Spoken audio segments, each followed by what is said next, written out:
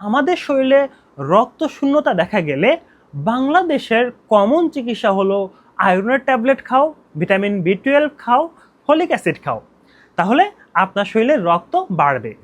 এই জিনিসটা ঠিক আছে যখন আপনার শরীরে রক্তপাতের কারণে রক্ত শূন্যতা হচ্ছে, বা যখন আপনার কৃমি আছে, বা যখন আপনার ইন্টেস্টাইনের কোনো রোগ আছে যেখানে রক্তপাত হচ্ছে, বা আপনার শরীরে আয়রনের অভাবের কারণে বা ভিটামিন বি 12 অভাবের কারণে রক্ত শূন্যতা দেখা গেছে, তখন এই ট্রিটমেন্টটা কার্যকর। কিন্তু এই রক্ত শূন্যতাটা যদি অন্য কারণে হয়ে থাকে, জেনেটিক কারণে হয়ে থাকে, থ্যালাসেমিয়া আছে আমার, বা অটো ইমিউন কারণে হয়ে থাকে, হিমোলাইটিক অ্যানিমিয়ার কারণে হয়ে থাকে, বা কোনো ড্রাগসের অ্যাবিউজের কারণে হয়ে থাকে, তখন যদি আপনি রেগুলার এই আয়রনের ট্যাবলেট খেয়ে যান বা ভিটামিন খেয়ে যান, তখন কি আপনার রক্ত বাড়বে? কখনোই বাড়বে না। বরং এই আয়রনের ট্যাবলেট দীর্ঘদিন খাওয়ার কারণে আপনার শরীরে হেমাক্রোমাটোসিস নামে রোগ হবে, যেখানে লিভারে এবং মাসেলে এবং শরীরের বিভিন্ন জায়গায় আয়রন জমে যায়।